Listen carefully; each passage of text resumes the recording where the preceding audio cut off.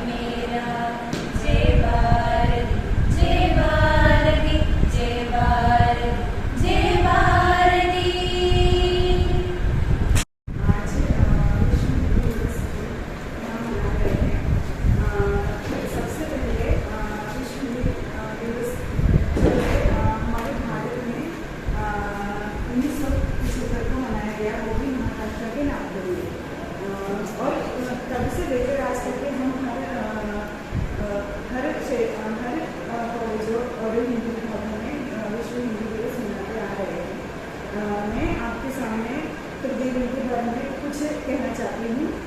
ये तृतीय लिंग जो है वह क्या है, इसके बारे में मैं कहना चाहती हूँ। मनुष्य प्रकृति का सबसे अनोखा रूप है, अनोखी जाति है। इसमें मुख्य रूप से लोग स्त्री और पुरुष लिंग को भी ज़्यादा महत्व देते हैं, लेकिन हमारे बीच में पुराण काल से जो है तृतीय लिंग हमारे समाज में जी रहे हैं, लेकिन इन्हें आज तक कोई स्थान नहीं दिया। समाज से एक अलग स्थान इनको दिया जा रहा है। लेकिन पुराण काल से जैसे हम रामायण महाभारत और अकबर को राजघराना में ये तृतीय लोग जो है काम करते थे, लेकिन अंग्रेज की सरकार के बाद भी इन्हें एक कोने में धकेला गया। इन्हें हमारे समाज में पता नहीं है कि तृतीय लोग क्या है। वास्तव में तृतीय लोग जो है उनका लिंग जो है पूर्ण नहीं रहता, उनका लिंग जो है ना ही स्त्री के रूप में रहता है, ना ही पुरुष के रूप में, ना ही वे गर्भवती बन सकते हैं, ना ही कोई बीज बो सकते हैं। ऐसा तृतीय लोगों के बारे में हम पढ़ के आ रहे हैं। तृतीय लोग जो है हमारे साहित्य में, हिंदी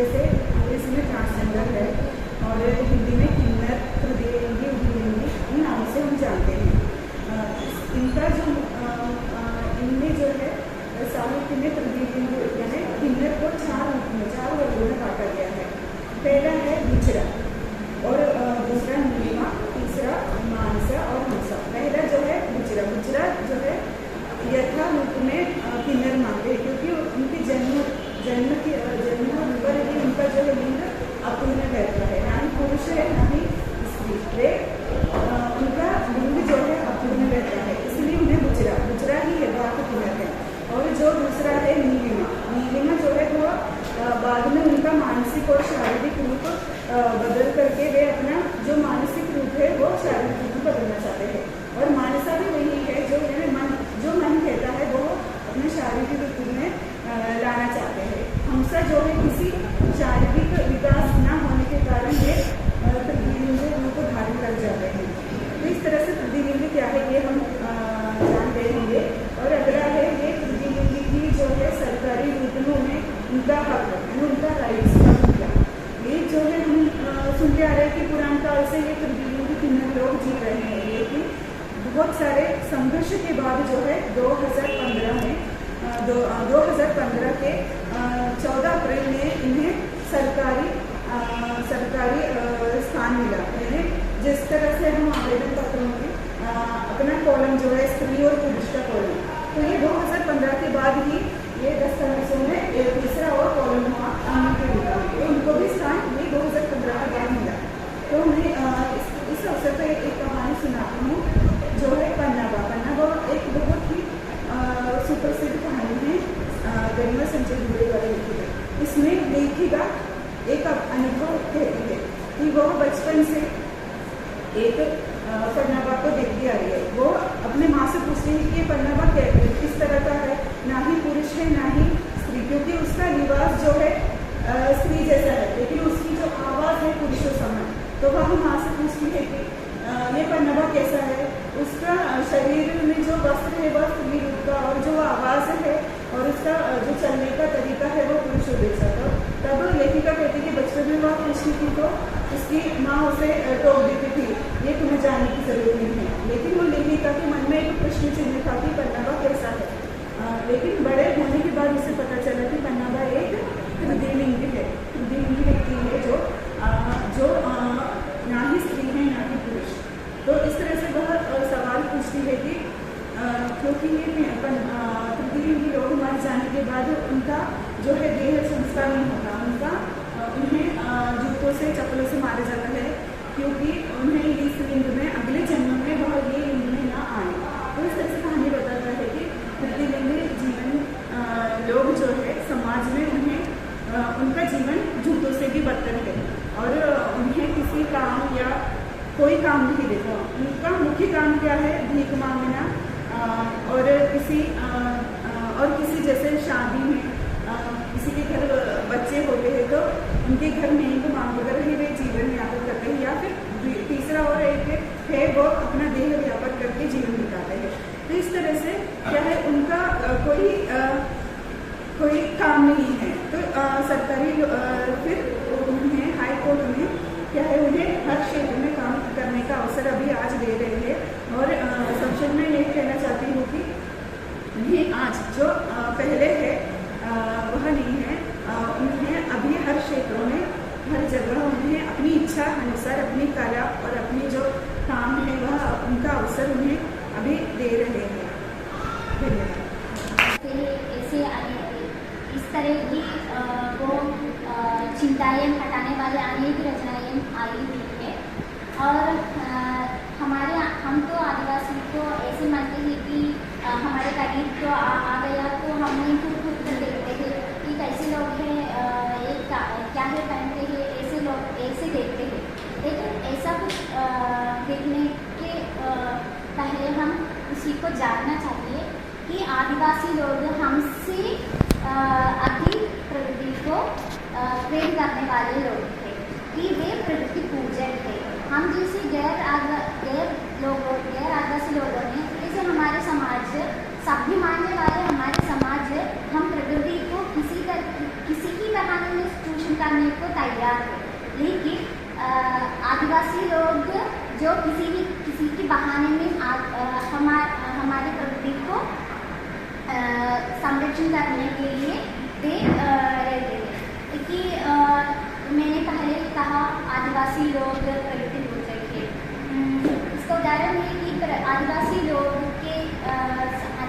के दर्शन में किसी प्रकार की ईश्वर का स्थान नहीं, उसके ईश्वर के पहाड़, नदी और झरना, ये सब उनकी ईश्वर है। हम जैसे सभी मानने वाले लोगों को ये करने में कोई हिचकिचाहट भाती है कि हम क्या किसी पेड़ को पूछते हैं या किसी पेड़ को पूछते हैं, पहाड़ को पूछते हैं, ऐसे सोचते हैं हम। लेकिन आदिवासी लोग है ना, वे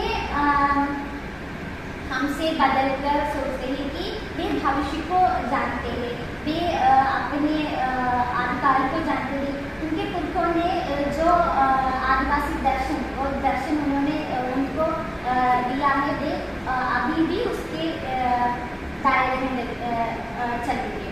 और आदिवासी लोग की एक दर्शन की एक विशेषता है कि सामूहिकता और सहभागिता, सहअस्तित्व, ये सब उनकी दर्शन की एक विशेषता है कि हम जैसे लोग कुछ या किसी एग्रीमेंट डालने के लिए या किसी स्टोरी या रील्स बनाने के लिए किसी कुत्ते को मारा गया कुत्ते को संभालते हैं और किसी रील्स बनाने के लिए वे ये सब काम करते हैं। लेकिन आदिवासी लोग अपने वाले कुत्तों को अपने ही घर के एक सदस्य के रूप में देखते हैं। जानवरों को नहीं, वे पेड़ या पौधे सभी को अपने एक सदस्य के परिवार के सदस्य के रूप में देखते हैं। कि आदिवासी साहित्य जो 20वीं मेरे सभी गुरुजनों को नमस्कार और मेरे को सबको नमस्कार। सभी के लिए पहले मुझे हिंदी दिवस की शुभकामनाएं। आज मैं आदिवासी समाज के बारे में बताना चाहती हूँ। इंडिया में करीब 8.6% आदिवासी है और हमें तो हम जैसे गैर आदिवासी लोगों की एक मानना है कि आदिवासी लोग जंगल में रहते हैं, वे पत्ते कपड़े के रूप में पहनते हैं, ऐसा कुछ लोगों का मानना है। तो इसके सबको भी वे क्या करते, यही है उनकी आदिवासी का दर्शन। और इसके वो चाहते हैं कि सबको मनुष्यता को अंदर में लाना है, वो सबको ये चाहते हैं कि सबको प्यार करना है, ऐसा सह अस्तित्व में सह भागीदार में जीना वो चाहते हैं। तो यदि हम किसी एक आदिवासी को देखते हैं ना, तो हमारे मन में वो एक आदिवासी है, वो उसके हमारे सामने से हटना चाहिए, ऐसा कुछ प्रकार की सोच भी नहीं आना चाहिए। और मेरी राइटर में छोटी बात नहीं